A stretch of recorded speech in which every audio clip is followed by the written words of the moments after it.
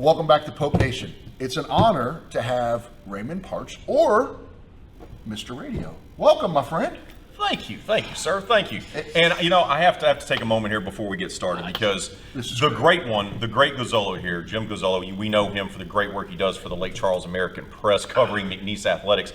He keeps telling me, hey, we're going to get you in, and then he's canceled a few times on me, and he said, oh, something's come up, something else is happening, and it finally took you, the big dog, to make sure it got done. So I am privileged to be here making my Poke Nation debut. Thanks to you, buddy. Thank you. Well, I will tell you this. I would love to say it was the first time I had to pick up the pieces from Gozzolo the Great, but it is what it is, and he is a deep down, like really, really deep down. He's a really nice guy, but he just Mr. Fix It. I mean, yeah, but hey, you made it.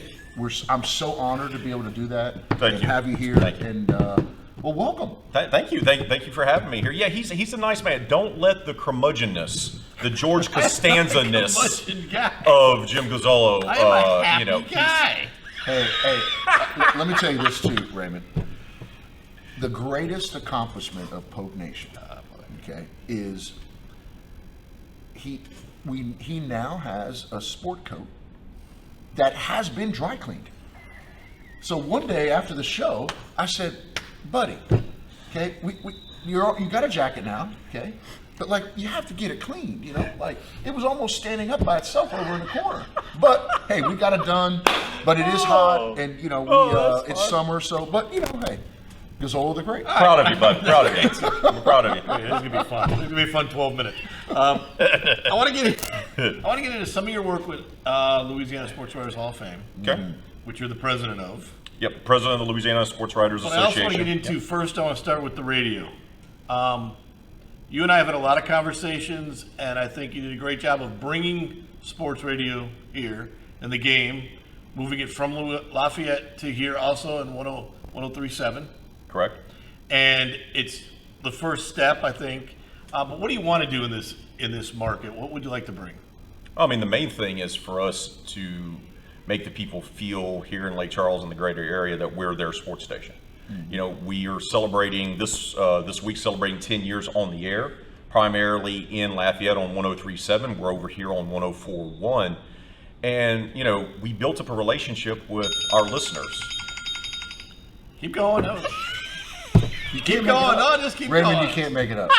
But it's okay. Hey, man. Hey. So, no, we took a long time to build up a relationship with all the folks in Acadiana to, have them trust us. And we want to do the same thing here. Just because we're launched over here doesn't mean that's the end game, so to speak.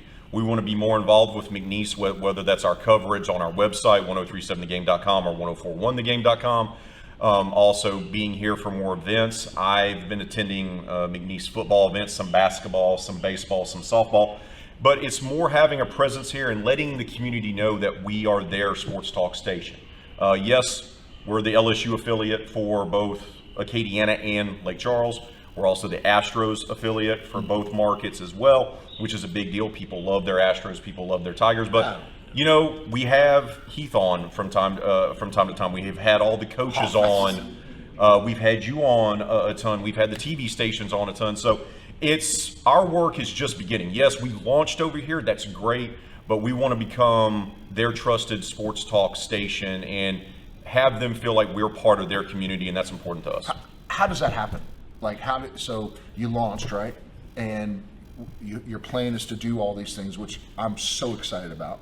And I know Jim is too. But how does all that happen? What are the steps that need to take place in order for you to reach your goals? Well, having a presence over here. I mean, that's the biggest thing. It would be easy for us to sit back and say, okay, well, we're launched over here. You guys just listen to us and everything like that. It's about coming over here. It's about introducing ourselves to the community. We've had a few events. We had our weekend show Under the Dome with Clint Domain broadcast live from downtown here in Lake Charles a few weeks back for a festival. Mm-hmm. It's things like that, letting them know, hey, you know what? Yes, we're based out of Lafayette, but we're here. We're here for you guys. And it's just coming to more events, having more of a presence over here, providing great coverage, having great guests that people care about. Just not, hey, the current coaches that are on, that are here right now, but former star players, having them come on, interviewing them, and things like that. that's the big part of it. It's just having a presence, and that requires showing up. That requires not having to do things remotely or from afar.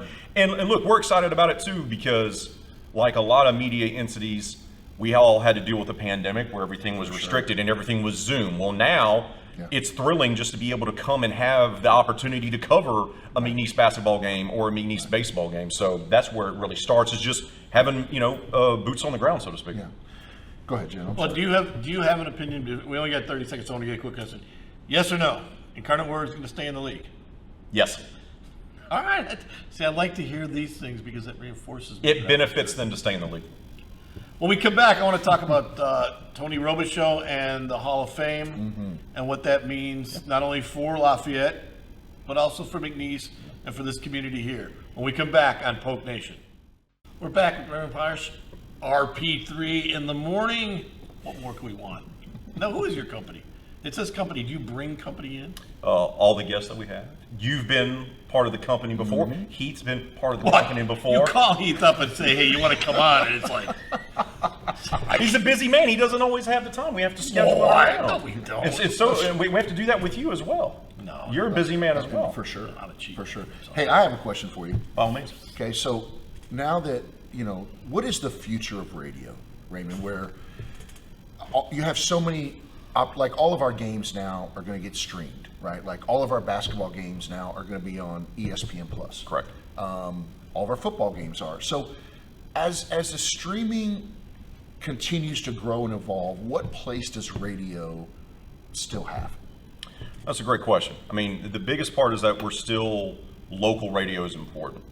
And people in the local community want to hear about things that they care about, the sports that they care about, the teams that they care about. And when you have that relationship, local radio has that local relationship with the people there, right? It's not someone national that doesn't know how to pronounce a name properly, or it doesn't know where something is located, and it's just what we used to call in the business, and Jim would be familiar with this, parachuting journalism, where you parachute in to talk about something and then you leave out. And there was plenty of that here with the hurricane coverage, and For sure. people that were parachuting Like in. Good Morning America, right? They would just jump in and jump out. Yeah. So it matters that you're part of the community. It matters that you have these relationships. That's what local sports talk radio or local radio in general can provide.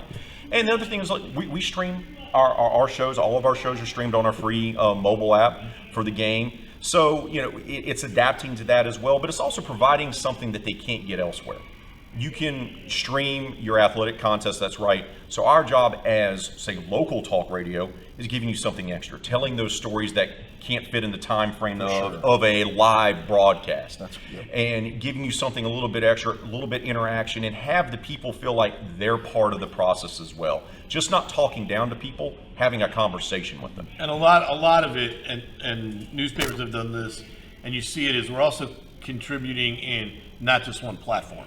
Correct. Everyone has now, for years, there used to be, war is too strong of a word, but there would always be conflict with television people and radio people and newspaper people. And I come originally from the newspaper print side, where it was always a competition. You'd always be fighting over the same ad revenue and always fighting over the same stories and everything like that. Yeah. It's different now. Now, for example, for us, when we came over to cover McNeese in the conference championship series for baseball, all right, so I'm over there, I'm shooting photos for the website, I'm writing a story for the website, I'm getting audio, post-game audio to be played on our shows afterwards, I'm doing a social media video recap, so we're all in the same boat now.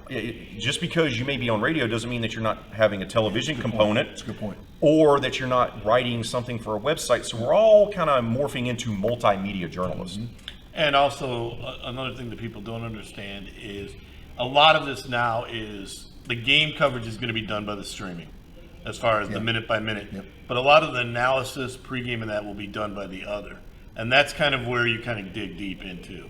And you get the reaction from the players and the coaches, right? That's where that comes in now too, on radio and post-game interviews. Also, just for websites and everything like that, where we'll talk to you. I've interviewed you in the past when you were serving as the men's basketball coach. That would be something that not necessarily you're not going to get on the broadcast, right? Or you maybe get in print or something like that. So it's giving people extra value for what's going on for the sports that they care about. All right, real quick about Tony Robichaux going in. Yes. To the Sports Hall of Fame. Big name here. big name in Lafayette. What do you remember about him? And what is the future of the Sports Writers Hall of Fame? Well, for the Louisiana Sports Hall of Fame, LSWA, the Louisiana Sports Writers Association, we kind of serve as the guardians of it. We vote every year. We meet every August. There's 35 of us that get in a room, and let me tell you, we can have some colorful conversations, debates about who deserves to be in, and we take it very seriously. So that role will continue moving forward. As for Tony, who's being inducted this week, very rarely do you find someone who is beloved in two different cities, two different markets. Especially rivals. For sure. And old rivals. Yeah. And the great thing about Tony is that he never turned his back on McNeese. He never looked down on McNeese. He was very much still that kid from Crowley, Louisiana. And to the day that he died. And for him, I find it just amazing. And the thing about him is that he really, truly loved his players. I did a story on a young man from St. Thomas More High School in Lafayette, star player, started having back problems. Got cut by LSU. They took his scholarship away. They cut it with him. He never becomes a star player for the Raging Cajuns. But I'm doing a story about him still sticking with it, right? So I asked Tony, so I talked to Paul Maneri, I talked to the kid, I talked to the kid's parents, I talked to other coaches, high school coaches. Then I say, Tony, I just want a couple minutes just to ask you a couple questions for the story. He gave me an hour about a kid that was essentially a bench player. Wow. That tells you about the type. It was more important for him coaching because it was important to have that story about the young man. Had nothing to do with Tony. He was always generous with his time, a great man. And this is obviously a big time of year for you guys. Your convention is next week? This week we have the induction ceremony on Saturday night. We have a bunch of other festivities which you can find out at Louisiana Sports Hall of Fame's website, and then we have our awards brunch Sunday, and we have our business meeting on Saturday as well. So it's a busy weekend. Another crowning of Scooter Hobbs? The man has won plenty of hardware over the years. And he's in the Louisiana Sports Hall of Fame, one of our DSA recipients. Yes. Look at that. You're selling everything. You're going to make good, man. You can sell everything. We'll finish up with Coach after this on Polk Nation.